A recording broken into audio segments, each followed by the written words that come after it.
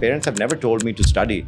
The only time they've mentioned studying to me is to tell me to take breaks, because I would go on these long binges of just preparing for exams right before them, and I'd shut myself up for 2 days in the same room, because that was my own style. That is something that I got comfortable with.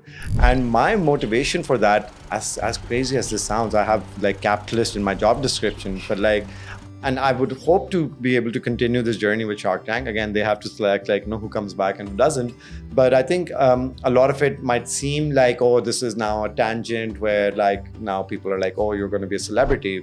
Frankly, if I was going to be a celebrity, I already am. What are you talking about, right?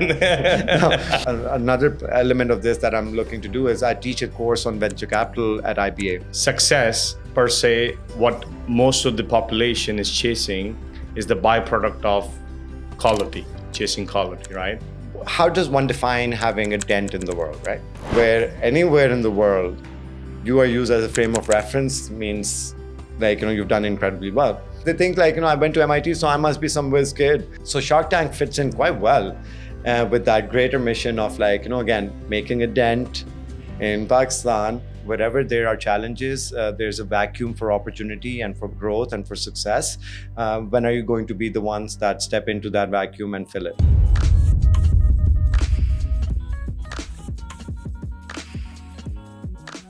Rabeel, the shark, one of the 5 VCs in Pakistan, and a venture builder, venture capitalist. Thank you so much for joining us today. I'm very excited. I actually extremely excited because you're one of I think you're probably the second one who has actually the real VC experience that I'm having a conversation about. So the very first thing I usually do, right, is ask the guests to bring us from their zero, where it all started, right? Because identifying and basically understanding the zero is far more important in doing whatever you do, right? So why don't you take us through your journey? And thank you so much for joining us today. Absolute pleasure to be here. Thank you so much for having me and for that wonderful introduction. मुझे खुद ही नहीं यकीन आ रहा कि it's my own introduction. My journey started in Rawalpindi. I'm a Pindi boy through and through. I grew up going to the school, St. Mary's Academy, which is quite known in the Pindi circles, but not really known outside of that, whether that's good or bad. And I ended up going to a cadet college in Hassan Abdal, and followed by A-levels in Frobels, Islamabad. And then by some stroke of luck, ended up at MIT in the US.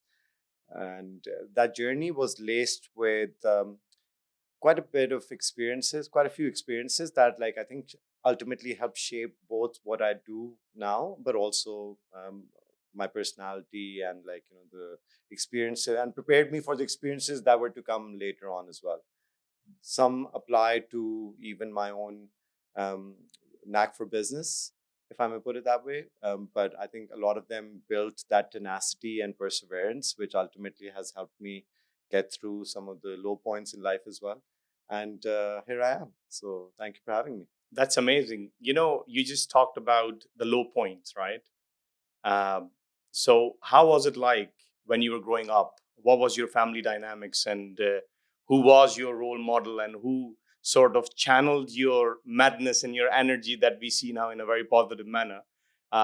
Unless you were a Goldie, ever since you were born, which is a very rare case, right? But who was that key figure, and what was it like growing up? Yeah, I think interestingly, there wasn't a single kind of mentor that I can look back at and say that, oh, okay, I shaped my life based on what that person told me or their own life.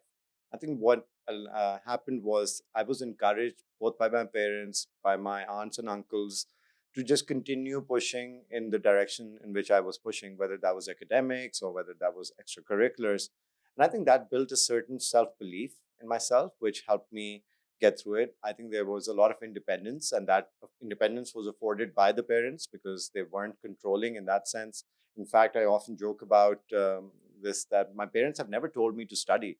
The only time they've mentioned studying to me is to tell me to take breaks, because I would go on these long binges of just preparing for exams right before them, and I'd shut myself up for 2 days in the same room, because that was my own style. That is something that I got comfortable with. And my motivation for that, as crazy as this sounds, I have like capitalist in my job description, but like I would solve for the gifts and the rewards I would get for coming first in class. Right. I know this sounds like a ridiculous thing to go after, but I was like, in first grade, second grade, those type of that age, just basically the most exciting things in front of you are those small little things. And what ended up happening, there's a story like first grade, I came first in Sarmayacar's ki class, and my father in Pindi took me to this market called Bada Market. Okay. That had like all these electronics being sold there, a lot of them imported, and at that time, this is going to give away my age, but at that time, my dad bought me an Atari console, and I was on top of the world. I thought like, I'd like literally achieved everything that I could. Like, I'm in first grade, you come first and you get an Atari. And on the way back, I asked my dad, like, all I have to do to get a gift like this is to come first in class. And my dad, who was the smart one, who was the actual smart one, he looked at me and he's like, yeah, all you have to do is come first. What he was doing was making the best trade a father has done with their child, because I wouldn't get Eid, I wouldn't get like birthday gifts from my father, but I would get that one gift for coming first in class. But Smart. but the thing that triggered in me was like, hey, you set an incentive. If there's an incentive set and there's a path to getting to that outcome, work hard to get there, and then you'll get that reward. Quite literally, that's what I do as a venture capitalist now in life, right? Like, we align incentives, we set this kind of like, rewards, which are basically like either an exit or like, wealth generation for the founders as well.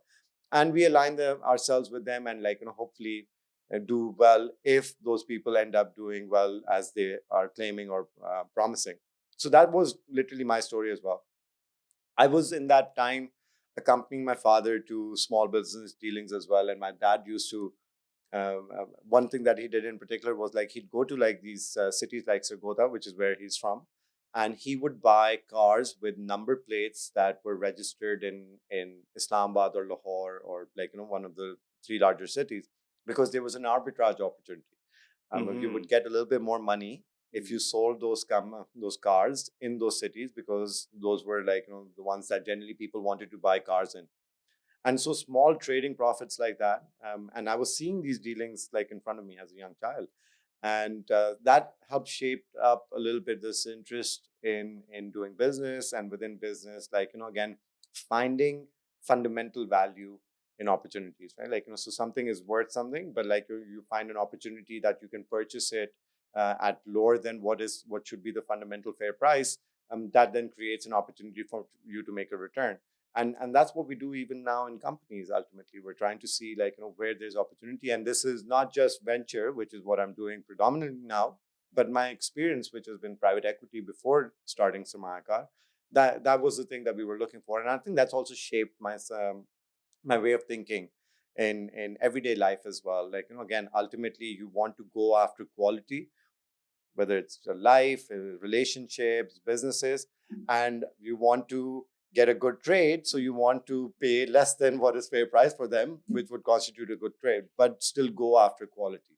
So I think that has helped me, like, both maintain my own standards and maybe also contribute in some way to bringing up the standards of the people that are around me, whether they're working with me or like, studying, etc. I think so. That's helped shape, like, a lot of that shaping was done in early years of my life. Thank you. What you shared with me has a really profound impact. Even when you discussed it, before the recording, when we met for the first time. And the reason it is because there's a lot of resonance, right? So a small little thing a parent can consciously do for a child that could lead to something so amazing, right? But oftentimes we will find that people are chasing these big, massive dreams, overlooking the first principles, right? Overlooking the small little things, the foundation, which really sets you, up for success, right? So you mentioned quality. Why do you think quality is important? Why do you think one should choose quality over like what we want, instant gratification or instant dopamine hits or instant wins, right? Why do you think it's important to actually go after quality and being a venture capitalist, being a venture builder, right? It's a long, it's a long game, right? It's just something that doesn't happen overnight. So do you see the connection between your journey and what you're doing in that specific light? Absolutely, because quality is the only thing that sustains. If you are playing the long game and if you want to leave behind some sort of a legacy, if you want to make a difference in the world or in your own small little domain, you do have to bring that quality, because quality is the only thing that generates a premium in the world. And so, if I solve for my own gratification, it would be more of a one-time thing. So everything that I've tried to do has been to, like, and including sacrifices that one has to make, right? Like, again, growing up, I wasn't that kid who was even invited to parties, for example, right? Like, or would be going around, like, sneaking away to try to smoke a cigarette or something. Because again, those were not important things, because those would not then help me unlock the next level and then be able to build on that foundation. So quality has been a consideration my entire life. How does one define quality? That's up to everyone's own framework. To me, what quality means is that you live a life where you make a difference, both for yourself but also for the world, and you are able to do that on your own terms. In fact, the two principles that I think shared last time with you as well, and I gave the example of Maradona, that I believe, like, did both of those things. I firmly believe in that, because otherwise we're all wasting our time, right? And we will spend our lives here. We will, like, do the things that we think make us happy. Sometimes we do things that don't make us happy, but we believe they make us happy. But all of that comes hand in hand with, like, having some goal, some mission, some determination to do something for the good of the world and good of the people. And for me, that I could see around me, there was a lot of excellence that people had. Like, there were smarter people around me, there were harder working people around me. But for one reason or the other, because they weren't able to put it together in some sort of a framework which then guided them through that life, maybe I ended up achieving more success than them, like, which I don't say I deserved, but I also don't want to say I didn't deserve, because I did work really hard for that, right? So when I think, look back and say, okay, what was the difference between them and myself? I think it's these kind of things, which is always believing, go for quality, play the long game. Eventually, the payoff is going to be there. In that journey, don't be unfair to people, because any advantage you get by by bringing others down is going to be temporary. So you don't want that to be the basis on which people interact with you or engage with you. And ultimately, Allah ke haath mein hoti hain cheezein, and success comes, and then, like, recognition comes, and money comes, and all of those things then solve for it. But you need to be clear what your those first principles are, to borrow from your phrase, and then stick to them. Right. One thing that has allowed me to do is have as many considerations as you want when making a decision, but once you've made a decision, live it. Right. See it through. And you can fail, but at least don't be wavering in your conviction around making a decision. The worst scenario is that you just can't make a decision, and as a result, if you don't give something a shot, then you will 100% miss that, right? um, as they say, you miss 100% of the shots you don't take. So that thing has not been a problem for me. And a lot of that credit goes to my mother, who's worked incredibly hard. She opened up a lot of opportunities. My father for marrying my mother, and, like, letting her drive our early upbringing, our education, etc., because she had more exposure. She understood, like, what the potential of the kids were. And like, again, it's always a combination that works. But दुआएं भी थीं और साथ डांटें भी थीं, सब कुछ मिल जुल के जिस तरह हुआ है. I will forever be grateful that, like, if I'd had different circumstance or different mix of people around me, I might not have been able to get where I am.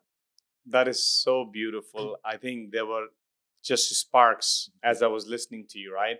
So, what I'm getting is that success, per se, what most of the population is chasing, is the byproduct of quality, chasing quality, right? Yeah. So, you just go after what you really believe in, do it with the conviction, and the byproduct of this naturally will come to you, right? What a profound message. And I think I would like you to repeat that, because you say it so beautifully, right? That Maradona and Michael Jackson's example, right? Because what I took away from that, along with what you were saying, I took two things out of that. One is the power of brand, right? Yeah. And I took the second message from that very profound wisdom was the power of one man, right? Conjoining these two things together. So I would love for you to just sort of go into the details of how you explain it, because you Yeah. do it very good, you know? Yeah. So my philosophy, which has become that philosophy as a result of experiencing these things and seeing these two individuals, and my frame of reference became, okay, how does one define having a dent in the world, right? How do you make a difference? And the example I gave was like, even in a village in Pakistan, if a small kid kicks a ball, the curse he's going to hear from like the elders is like, "Tu bada Maradona banda phirna," meaning like, you think you're Maradona, that you're kicking a football around. So imagine like a village in Pakistan. The frame of reference is this one Argentinian guy who had so much quality, and he made such a difference. He made such a dent in the world that now people will give that example. The same way, if someone, a young kid in another village, is starting to dance, the comment is going to be, "Oh, you think you're Michael Jackson." Right. Yeah. And again, that would not have been possible if the quality wasn't there, right? And to attain quality at that level, where anywhere in the world you are used as a frame of reference, means like, you've done incredibly well. But it doesn't need to be like any part of the world. Even in your own small sphere, in your own domain, if you become a frame of reference for even 5 people, you then are doing something which has quality, and that is something that other people aspire to have, and you can then be their role model, etc. So to me, that qualifies as having a dent in the world. The second thing is that to also, while you're in pursuit of that quality, you live your life, right? Because the thing that you don't want to be doing is, you don't want to be solving for someone else's framework around that, right? We keep hearing in Pakistan, and this is a Pakistani problem more so than it is elsewhere, but it is a problem everywhere. कि लोग क्या कहेंगे, right? What will people say? Why does it matter, right? It matters because according to their framework or their way of reasoning, doing a certain thing a certain way is right, and other things are not. And you are so convinced by someone else's framework that you will solve your life to address their questions or their issues, right? And how many times can you do that? What, 8 billion people around the world? And if you wanted to really please everyone, you would have to solve for so many different people. No one has the energy, no one has the time, and no one can actually do that, right? Like, they say, like, if you want to make everyone happy, don't make a difference, sell ice cream, right? And so the second point that I was getting at, which was that live your life solving for your own framework, and believe that your framework is going to lead to goodness, and like, that pursuit of quality, which is that other point. But at the same time, don't give yourself up, right? Don't become someone else because you're wanting to please others, or you're wanting to, like, have more value, yeah, have more izzat, yeah, koi bhi is tarah ki cheez. So those two things for me have been very clear. In any case, izzat Allah ke haath mein hoti hai. Aap achhe karne wale ho, and if you believe in quality, the things that you do are going to reap rewards, and eventually people are going to find out, like, what you're about, and then surprise, surprise, people might even like you, if you end up being. And even if they don't like you, you don't have to answer to them. There are other beings, and there are other, like, greater powers that one has to answer to. So solve for your own framework, live the life that you want to, but do good do good by pursuing that quality, so that one day you can become a frame of reference. Yes. No, other people's dogma is something that, is to be avoided. And hearing you now, right, listening to what you have to share, and then, the snippets of your childhood, I'm just trying to piece it all together here in my head. I think it is very much connected with your intrinsic confidence as well. So when you're going after quality, right, ultimately, this is something so rewarding that you want to keep doing it. Yeah.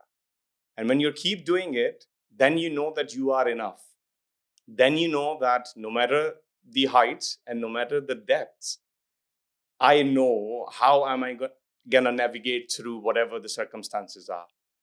And then that will ultimately lead you to knowing that you are unique and you have a very unique contribution towards the society or the world per se, right? And I often use this example and I'm going to share with you, right?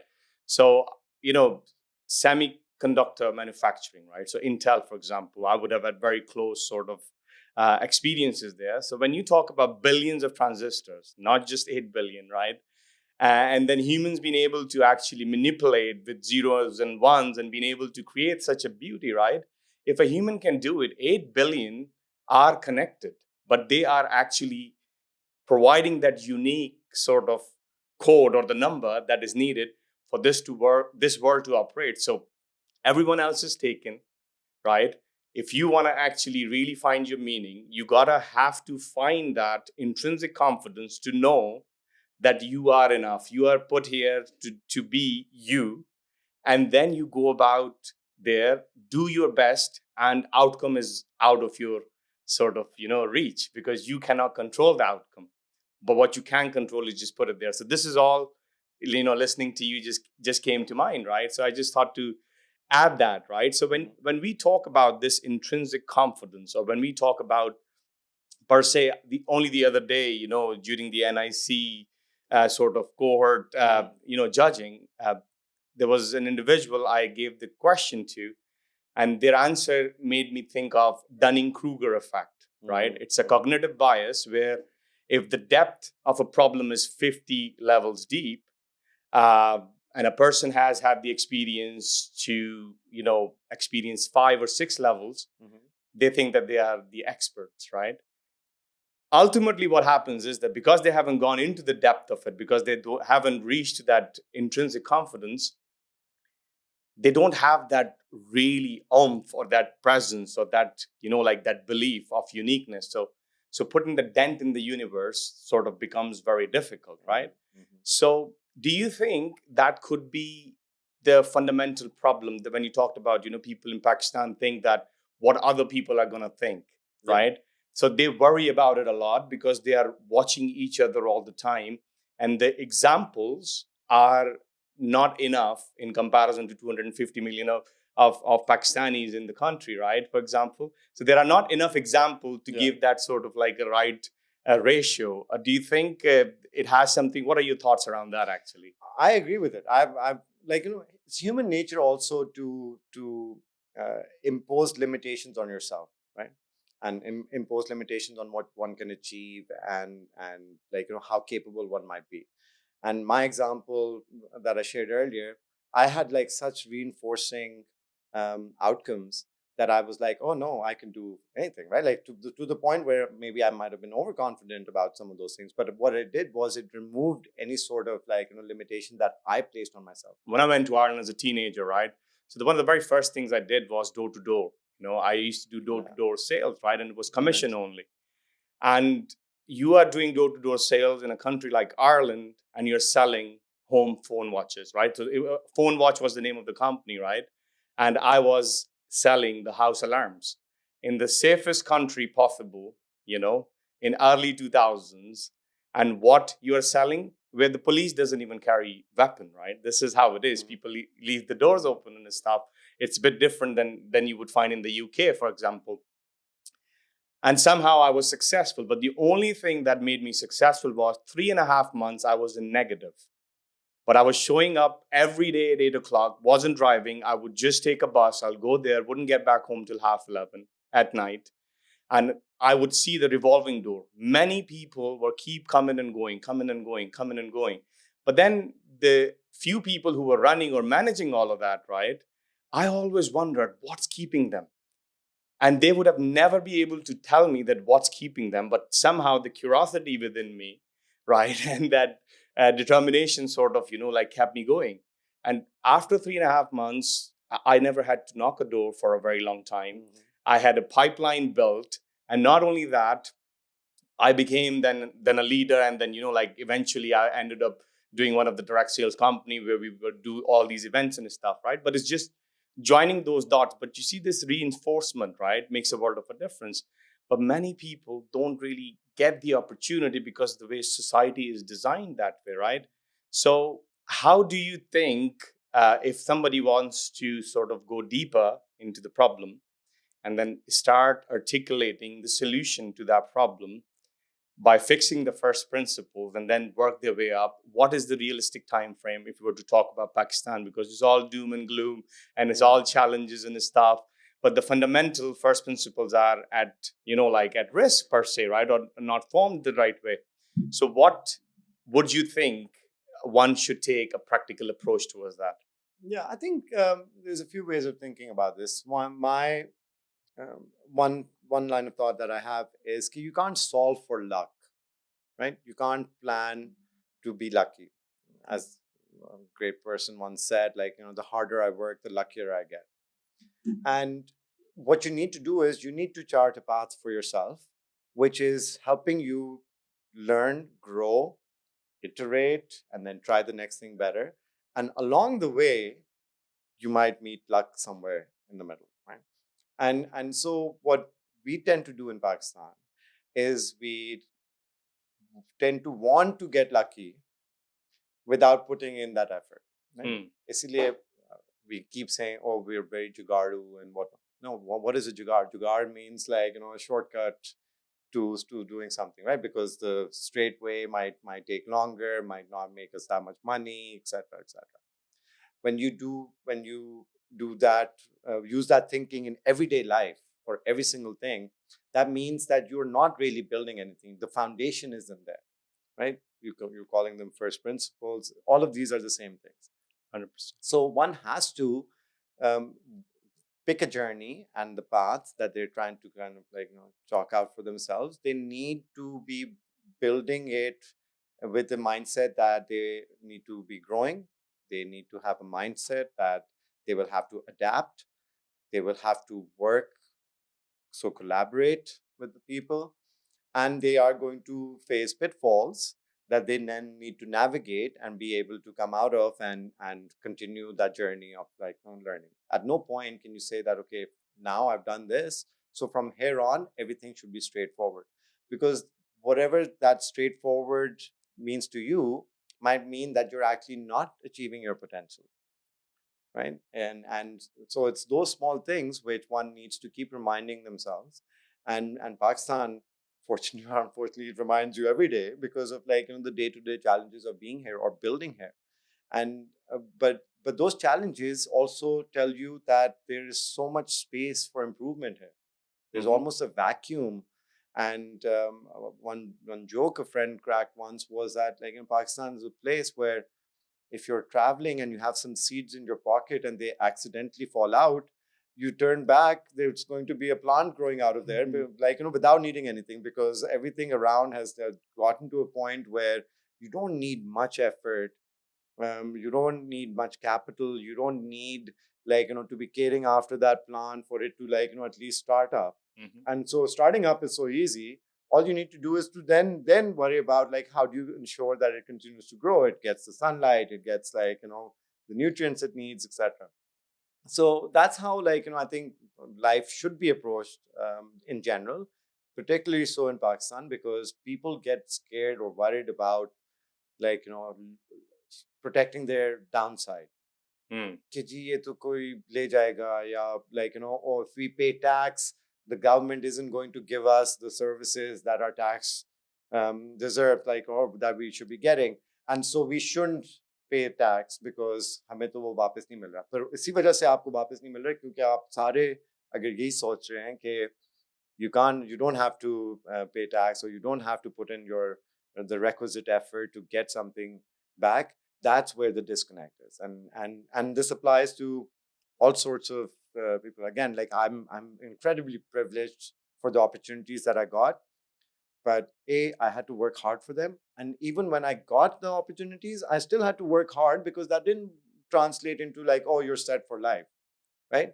So it would have been easy for me to solve for luck because I had gotten lucky before and I had the credentials to like to call up luck and be like, oh, I deserve the first thing, the first opportunity that you get, right? And And so one needs to move away from that sort of thinking. One needs to, like, really be prepared, hope for the best, but be prepared for the worst. And what we do is, in our way of living, we tend to get so bogged down that we are protecting our downside. Itna sa pie hai, we're worried about how big a slice of the pie we can get, rather than thinking about growing the pie, right? And this ends up being translated into different things. For example, an Indian joining a big tech company in the US, first thing they're going to do, they're going to try to get a few other Indians on board. Mm-hmm. The first thing a Pakistani is going to do is to try to not have another Pakistani join the company, because मेरी value कम हो जाएगी, right? क्योंकि आप अपनी value की association किस तरह कर रहे हो कि वो अच्छा, वो जो novelty of getting a Pakistani, या like the Pakistani skill set. I don't want others to. No competition. I don't want competition. But what that means is that your basis of competing is wrong, because you don't even believe in yourself. And what you're going to do is you're going to try to pull others down to win, rather than being so good that you win by off your own merit. Right? Perhaps it's taking too many shortcuts as well, which makes us insecure. So intrinsic, I define it, and I would love to hear your thoughts around it, is A players only wants to work with A players, right? While B players always going to look for C players. So they will take on Pakistanis, but as long as they know that they have actually sussed them out, so it'll only make them look good. And this BC player relationship is something which ultimately takes you away from doing what is a meaningful work, which again, it's always in 0 to 1. Because in 0 to 1, you're giving something new to the world. Mm-hmm. And in 1 to n number, whatever, is just something you're making it better. Equally important, but you said quality pays for itself. So novelty, 0 to 1, pays for itself too. So if you have that intrinsic sort of thought process, you are only competing with yourself, and you're only focusing on doing what needs to be done, right? So this is what sort of I'm taking, right? And I do want to touch on the MIT journey, and then now you are a national star as well. Rabeel Shark. I don't know Warraich or Shark. What do you prefer, right? But how did that happen? How did you sort of make it to MIT, and the journey and the experiences which led you to private equity, and then you were just Singaporean fund you were working on. Yeah, I was working with this. So I would love for you to just sort of spend some time on that as well for us. Yeah, what I like about this podcast is you set that basis from the very beginning, which I will then touch upon to also explain how things happen, right? So that an early incentive got me into academics, and I was really good at academics, first in Pakistan in O levels and so on. So I had the grades to potentially get into MIT. But there's so many people who apply to MIT that have the grades, right? And one thinks about okay, what can set apart? And at the time, I used to think, because everyone's trying to fill up their resumes with the extracurriculars, etc. But the reality is that even if you're at HSN, let's say, which is a very renowned school in Pakistan, and you're the cricket team captain, does that really stand out to the person who's reading your MIT application? Well, you're the captain of a very competitive school, and you're probably really, really good at cricket. You could probably play for the country and so on and so forth. But does it really stand out for them? No, because you're coming from Pakistan. Cricket is played every day on the streets, in playgrounds, etc. And so for them to be able to determine that, oh, you bring that premium, you bring that quality, as a result of you being the cricket team captain, is not a foregone conclusion, in my opinion. So my application involved talking about being a hot air balloon pilot at a very young age. My uncle had one, and I got into that habit with him. And I was into physics. So the concept of a hot air rising, taking an entire balloon and navigating it based off of principles of physics was the nerdy thing that got me into it. But as it turns out, pretty good story for MIT to hear, right? And why was it special? Because I got to do it on Pakistan's National Day in front of Parliament, and all they wanted me to do was to drop some rose petals, take it up. It was a tandem one, so it was tied to still a rope, But it was quite an interesting thing for me to be able to do. And when I was writing these applications, I didn't know what else to really highlight, because everyone had all these credentials, everyone had grades, everyone was doing all this in extracurricular activity. But so that was the kind of thinking. Maybe stupidly confident in myself, which again I've had to tamper over the years. But that same thinking also, once I got in there, got me to. I partnered with a very close friend of mine, and we both ran for to be co-presidents of the International Students Association within 3 months of joining MIT, freshman year. No one thinks of these things like at that time, because hey, you should be focusing on XYZ. I think. Sorry to cut you. Trail of thought is like, we're not here to take part. We are here to take over. Right? Bring it on. Right? I love that. Absolutely. Raw. And that and because she was Indian and I'm Pakistani, we Oh, had power call. this whole kind of this kind of this partnership going.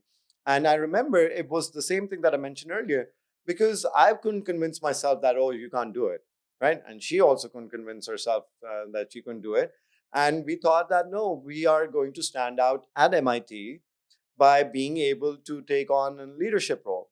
I'm not going to compete on GPA over there, because that was not necessarily where my skill set and aptitude and personality interacted, right? Like the grades were to get into MIT, still make it through MIT with decent enough grades, but don't just spend the entire life or time Chasing over there numbers. chasing numbers. And so that's how it just like that confidence got reinforced. We got elected. The next year we got reelected again. So that by the time I'm in my third year, I'm in a position like, no, I'm not going to take the president role, right? Like, imagine who thinks like a kid coming from Pindi, Pakistan is in such kind of opportunities. And even since graduation, I've had such positive bias of people towards me, because they think I went to MIT, so I must be some whiz kid, and that I know everything, which I didn't tell them. Oh, I don't know everything, but it was such a positive bias from their side that I never experienced any of this negative element of oh, you go there, you chase and the American dream or whatever dream you're chasing, and people don't take you seriously because you've come from Pakistan. I was like, no. In fact, I got special attention because I had come from Pakistan, and they're like, oh, you made it to MIT, you did this, you did that. All of that was positive. So I don't want to turn back and be lie about it, and just to get a sob story out and get empathy from people. No, I don't want that empathy. I want people to know what actually happened. And in that journey, again, I worked hard. I got lucky, and I had a lot of support around me. But I kept pushing, because there was nothing that was no mountain that was insurmountable. There was no issue or task that was too big, at least to get started. While 99% of the kids are playing cricket, I was in the hot air balloon. So I'm going to actually talk about it, right? So I gave up on fun time to do that, because packing a hot air balloon takes time, right? Like it only looks exciting when it's filled with air and up, but unpacking and packing, that's hours of work before and after. That's delayed gratification, Exactly, right? That's just difficult stuff, right? And I mean, again, also there were some elements which might not be the ones that I want young kids to take away, but those were still there.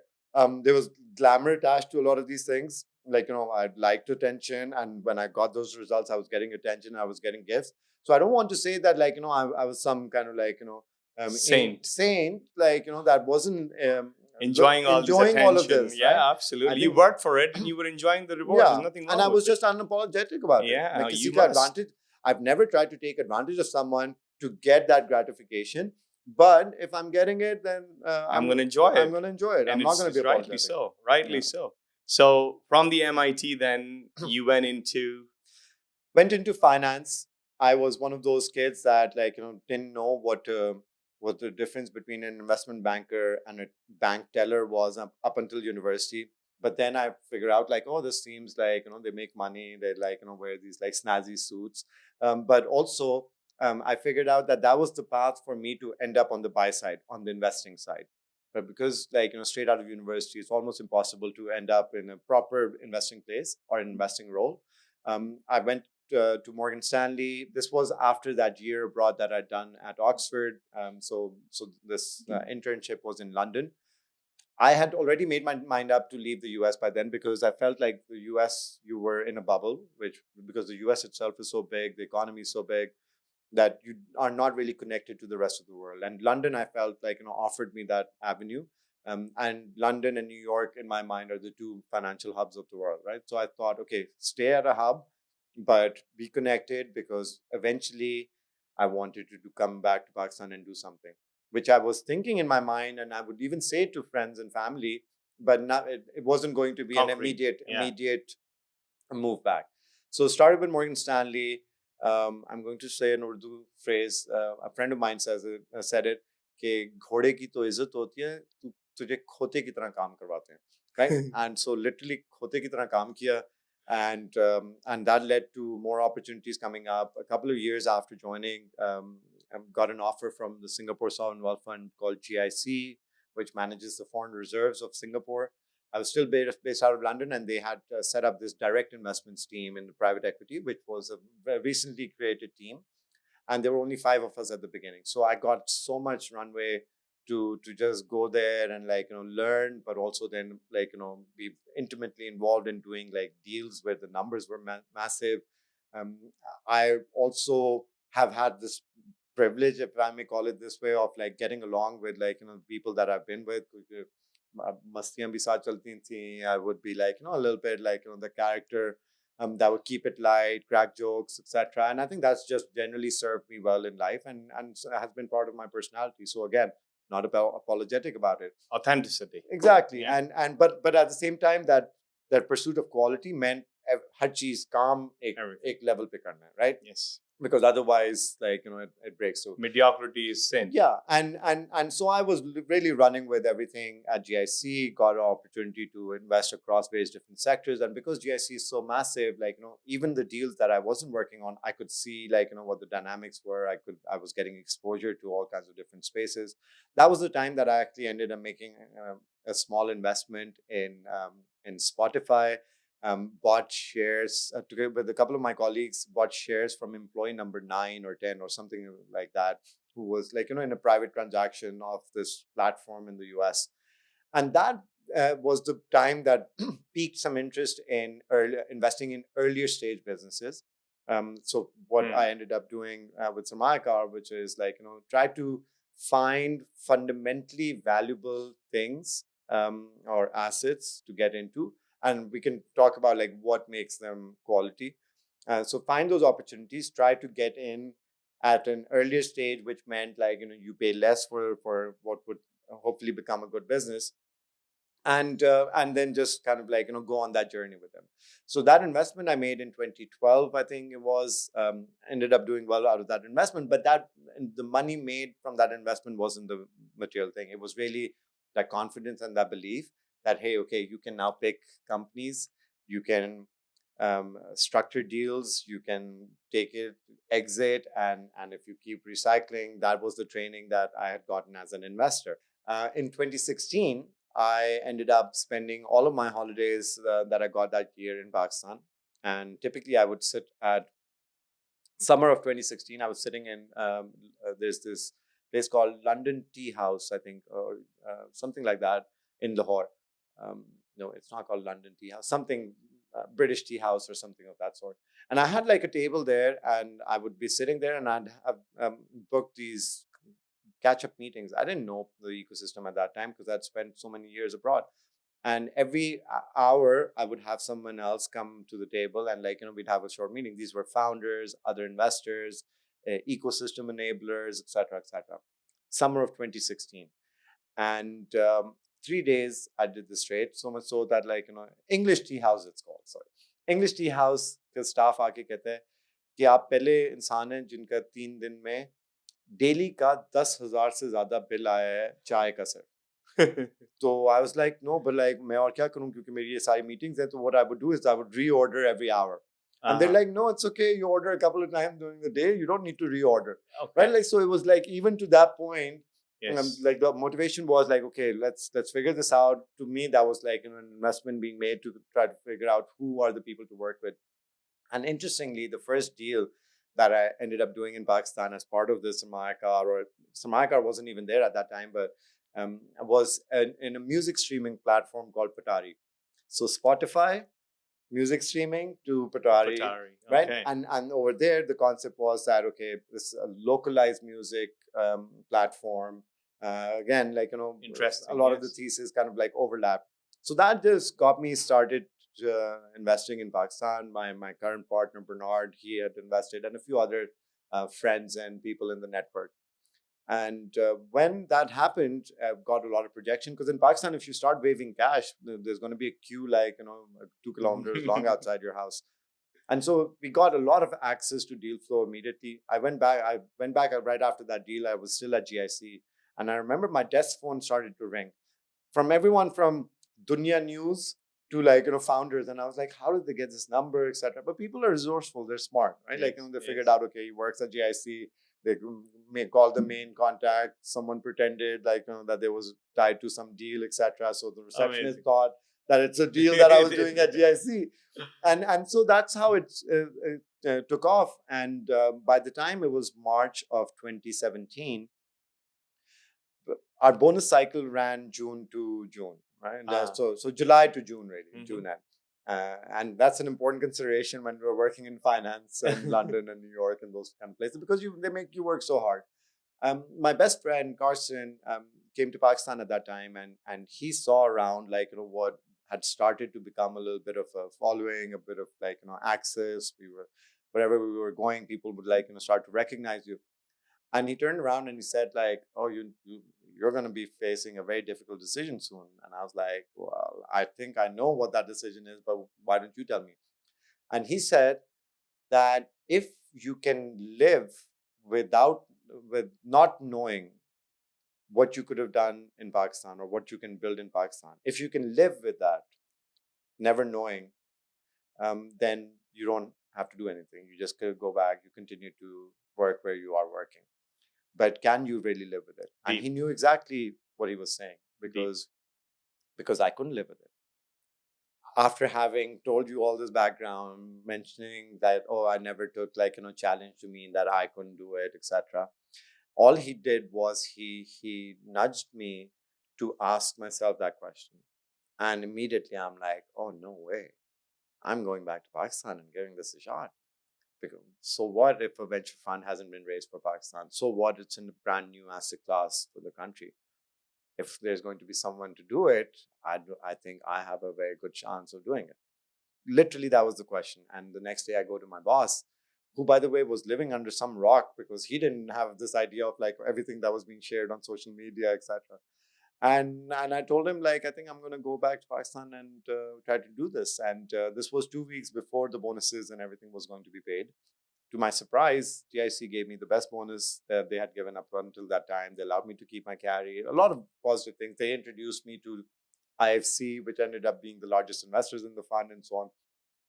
So I'm telling myself either they really want me out of there because I did such a terrible job, or everything that I had been harping on about all these years about Pakistan and like completing the circle and doing something and going for it and not being bogged down by like what people think, that they also believe that this made sense. And I think I got the best possible send off from them, which was really like an empowering one, rather than saying, "Oh my God, I need to get out of there because my time there is short." And I started this journey then of raising that first fund. This is 2017 summer. September 17th was my last day. I remember these last days very, very clearly. September 18th, I was at my pitching at a family office conference in San Francisco. So 17th last day, 18th I'm pitching. And from that day on, it just kept going like, on a few hours notice, I'd fly to any part of the world, go and share my story. And people would ask simple questions like, oh, will you move after the fund is raised? Are you going to put your own money in? Are you going to draw all the capital one day? I'm like, no, no, none of that. I'm starting with my own capital. I've already moved.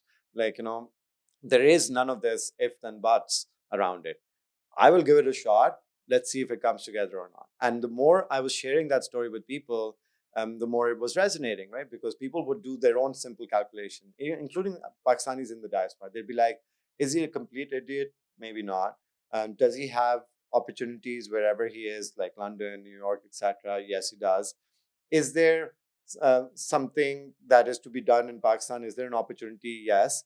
Are we going to go do it, effectively do what he's doing? Most likely not. But do we want to do something good for the country? Yes. And that then translated into a commitment or a check to the fund. Quite literally, that was the framework. For people that weren't Pakistani, who never had an avenue to invest in Pakistan, for the first time, someone was coming and speaking their language, about setting up a blue chip, well governed fund that was going to take the build on the learnings that I had, take a proper approach to venture investing, to fund management, and give them an opportunity to participate. So why not, right? Because again, over time, when you do good work, when you do quality work, and you stay true to your principles, people build trust in you. So I just said, okay, if there's going to be one thing that I'm going to leverage all this trust, it's going to be this, right? So I went around. I'm like, okay, no shame, no nothing. I want to build this, and if it comes together, of course, investors will do well, but I will also do well. But also, why shouldn't I do well if it works out, right? So I wasn't coming from a perspective of like, oh, please, main bheek mang raha hu, mujhe aap thode se paise de dein. It was like, no, I'm going on a journey where you have an opportunity to participate alongside me, and I will be working hardest, and I get most affected whether this is successful or not, right? So let's be clear about what you are. And the more I shared that, even people in Pakistan, a lot of the big families that are investors in us, they responded to that because they wanted to see someone who had conviction in himself, and that was literally the journey of starting of Sarmayacar. You basically were saying to them that I'm putting my money where my mouth is. Absolutely. Right. And two key things that just, jumped out when I was listening to you, right? Joseph Campbell's The Ordinary Hero's Journey, right? This is exactly this full circle you just talked about. And this is the concept where Disney and Pixar and all of these movies take the inspiration from to create their movies, that there is an ordinary hero who rises up, does what he has to do, faces the challenges, goes through the entire circle, realizes what his true calling is, goes back to where he starts, and he just goes with the conviction, and he does it. And the second thing that just really jumped up, because look, I'm a very simple man. I'm not as smart, as clever. I haven't done as many amazing things as you have. What just really sort of resonated with me was the trust element. And the reason while we are here, I wanted to start this podcast from here for the international sort of an audience is because the trust element, right? That we want these stories sort of, reach our networks as well, right? So people can then make their own judgments as to what is it that's happening on the ground, so that trust element, the role models are needed, the trust has to be built, it has to be earned, right? And I think I have quoted this before in one of the episodes, but I'm going to do it again anyway, because sometimes the reinforcement is very important. Confucius used to say to his disciples, right, that a ruler must have three things. He must have food, weapon, and trust. If he must forgo anything, he must forgo weapon, food, and let the trust be the last one. Yeah.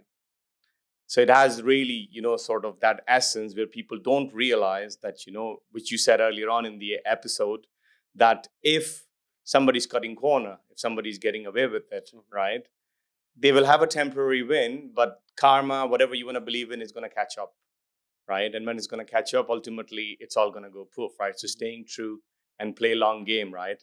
And I can sit here all day long, talk to you about these things, right? And I know we will be just coming to the conclusion of this episode. And I think, inshallah, in future, we will have another conversation. Inshallah. What the two things that I want to touch on, right, is that what are the sort of returns, learning, results, and the roadmap of sort of like this fund per se, and what are your plans with it? And the second thing is, I want you to touch on Shark Tank, right? That what's going to happen, right? So these are the two things before we conclude it. Yeah. So I think coming to the point about where does Sarmayacar stand and what has been the journey so far, I think we got lucky Surprise, surprise. And we have some assets in our portfolio that are doing quite well. And these are assets that I think are going to continue to generate good returns and economics for some time. So we want to ideally hold on to them. Overall, I think I would say, even though it's our sixth year now since the fund came together, it is still early in that journey of figuring out, like, whether we were able to achieve the intended outcome that we wanted. Because one of that outcome is that there will be businesses made that incorporate technology, that have a digital front to our consumption, that are going to generate the economics that make returns viable, and so on and so forth. A lot of these things will need to happen, but they will happen over the coming years, right? Even if we go through downturns, even if we have, like, higher interest rate environments, the larger thesis remains intact, which is a very large, young, consumption oriented population changing its consumption habits from just plain brick and mortar or retail to digitized economy to e-commerce and so on and so forth. In that, we have learned some lessons as well, some painfully with losing money, but others more around, like, how the leaders operate, how people and talent function in the country. So all in, I think it's still early in the journey, but we're a lot smarter about our investments. We're a lot more prepared for the kind of challenges that Pakistan and just generally building of a business entails. I don't want to go into details because that won't be as interesting, like, around one sector or the other. So what we're looking to do is we're looking to now translate that learning and to go also beyond just that one segment that we targeted with our first fund, which was technology and technology enabled ventures. Now we're wanting to apply that same learning and the same approach to other thematic opportunities as well. One thematic opportunity that we're doing immediately is launching a climate fund, because the climate emergency is real. It's now, and Pakistan is one of the worst affected ones.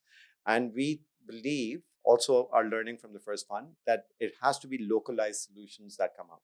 We cannot even import foreign proven models, because those might not work in the Pakistani context, whether it's economics or whether it's ability to execute. So if we can apply the learning that we have and give rise to similar ecosystems like our first fund did for the venture ecosystem of Pakistan. Again, I take pride in the fact that we were the first ones there, and we believe that we can be the first ones that can launch something around climate. But there are also other thematic opportunities that can come later on, whether it's a thematic fund around just fintech, whether it's just a consumer focusing one. So that's something that we're looking to do.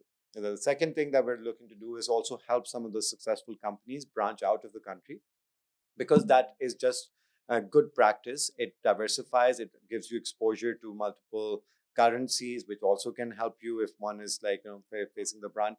So that we're already doing with our first fund portfolio as well, right? Like, so there's a few different things that are offshoots that are coming up.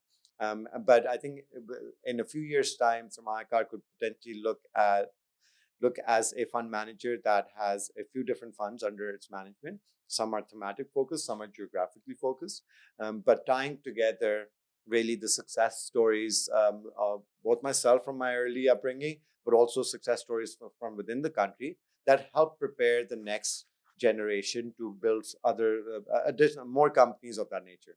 I think I've mentioned to you previously, another element of this that I'm looking to do is I teach a course on venture capital at IBA. That's specifically to train the next venture capitalists of the country, not just entrepreneurs. We keep pushing on people or on the youth that, oh, go out there and become an entrepreneur, but you also need the other side, right? So this, in my own small way, is the way of, like, building a bit of an ecosystem around this, so that you're not just pursuing one thing, which like, increases risk, but, like, you don't know how to then do the support function around it, like, because you need talent to do this, you need resources, you need capital, all of that. So it needs to be progressed together in that way. So that's really the direction in which I'm hoping to take Sarmayacar, and you'll be hearing hopefully more about it, like, soon. As part of that journey, Shark Tank came along, right? And I remember the conversation that the Grenlit founders, who were the ones who got this license and, like, led the production, the conversation that they were having with me for the first time, I thought that this is not going to happen, right? Because again, Pakistan ke halat, or like, the situation here and so on and so forth. But they were able to pull it off, and I'm again grateful for the opportunity to be one of the sharks of the first season. And but also I'm not apologetic, because I believe I brought a lot to the show, right? Like, so there's a reason why such things kind of work out. And in a way, what Shark Tank represents is exactly what we've spoken about on this podcast, which is there is this big youth bulge which has an entrepreneurial knack, but previously has not been nudged by a platform or by individuals or by like, some other elements to go out there and start that business. And there will be avenues for them to get funding, to get that training and mentorship and coaching.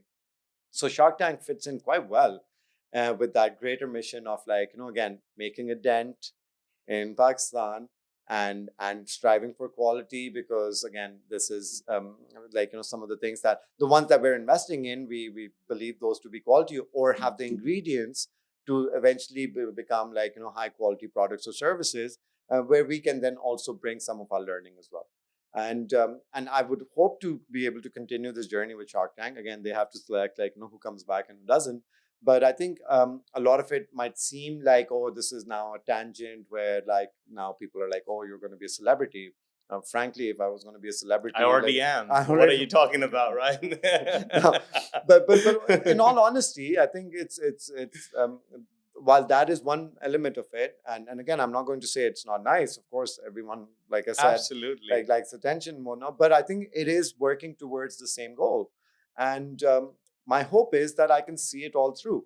Right, like the one thing that I don't want to do is to give up in the middle and be like, oh, yahan pe to nahi ban raha. So why don't I go back to an easier path, to a certain level of wealth, or to an easier path with respect to dealing with investors, or finding opportunities, etc. None of that should really matter. If I've made that decision, which I made some years ago, and more things have worked than they have not, then there's no reason for me to change course.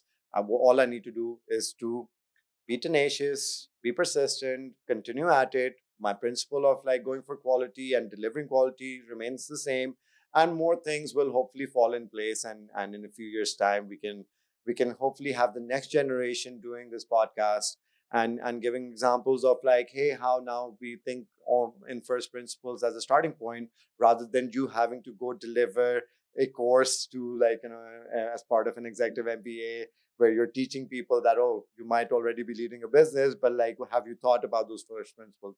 We need that to become the norm. We need to normalize that kind of thinking. We need to normalize risk taking. We need to normalize someone having ambitious goals that, like, the parents might not be used to hearing, but we need to remove that limitation we put on ourselves. You need to be that guy that feels confident. You can go approach anyone or any opportunity and have a fair crack at making it a success. You are very precious, my friend. And I'm saying this on air is because it's just music to my ears. And of course, you're not going to be a hero in everybody's journey. I mean, everybody's story, and not everybody's going to be able to see the same North Star as you, but I certainly do. Hence, we have that connection, right? You see, global ambition is important, right? If you think you can, if you think you can't, either ways, you're right. I'm a firm believer of it. And everything on an atomic level starts from a thought. Yeah. And that's what you are resonating, right? That's what you're doing. And I do want to make a comment on my observation, very little experience of Pakistan's market, is that some things are qualitative, some things are quantitative. On a cycle of anything which is starting the evolution or the bell curve, there is a lot of qualitative work that goes into, where only a special type of people will be able to put their neck on the line or do what you have done, right? So there may not be very tangible results for the left-brained or left hemisphere-driven people to understand what you're doing. But as you rightly said, right, somebody had to do that dirty work. Somebody had to actually be the first one. Somebody had to sort of introduce that, right? So that's something I want to applaud your, efforts and what you have done. And to build up on that for the audience, I again, this is how I perceive it, right? Usually there are three types of problems that you can be solving or you can be doing in terms of making something better. There are simple systems, there are complicated systems, and then you have complex systems. And often the example that I would have learned would be a simple system is making, let's say, mango shake, right? That you just take slices of mangoes, you put milk in it, and you just off you go, right? You have that mango shake. A complicated system is where you do know the outcome, but it's complicated. It's like doing your finances or doing some sort of like, a process which requires you certain level of skills, but you can predict that you're going to have the P&L or the balance sheet in the end, right? The complex systems are complex, where you won't know the outcome until you do it. So whether it's a startup, whether it's building the community of startups, it is a complex one, right? But you need to have that sort of balance of disruption and preservation, and coming both of them, like together. So raising a child, for example, right? So as you said, and we're going to end on that beautiful note where you started, right? Is that there was a level of sort of nudge, but there was no suffocation. If your parents were just there suffocating the shit out of you, right? And I'm being very frank, then you might have been sitting in a chair, similar chair with a therapist, not with me here, actually talking about the amazing thing that we're talking about. So that was this process. Being a parent is a complex one, right? And startup is a complex one, and everything worthwhile doing is a complex one, right? You just got to believe that you can do it. Just aim high, be comfortable with achieving low, and then you just keep going, right? So Rabeel, it's been phenomenal. Before we end, I would want you to give one piece of advice to the youth, to the people who really want to, who have had enough of Pakistan being the brand which is not very welcome, which is not very taken seriously. What piece of advice would you give to the people and youth in that context? My advice is get up and start doing something, because the only way that perception is going to change, the only way our image in the world is going to change, is if we start doing things differently and we start doing good things. The good stories will make it out. The funding that you need for the good business that you're building, you'll get, because there are going to be people who will come and find you. So stop making excuses. No one else is going to come and do it. Take your destiny in your own hand, because wherever there are challenges, there's a vacuum for opportunity and for growth and for success. When are you going to be the ones that step into that vacuum and fill it? Be the change that you want to see. Absolutely. Thank you, Rabeel. You have been phenomenal. Thank you for being here. Thank you so much. It very much appreciated. My absolute pleasure. I mean, always is a pleasure to speak to you. I'm glad I could share this podcast with you. And also thank you for all the great work that you're doing and for bringing out some of these stories, which again, and there needs to be that effort so that these messages also get out to the youth that we're talking about. So we do this together, and inshallah, your thing is going to be very successful. Thank you, Rabeel. Much appreciated. Thank you.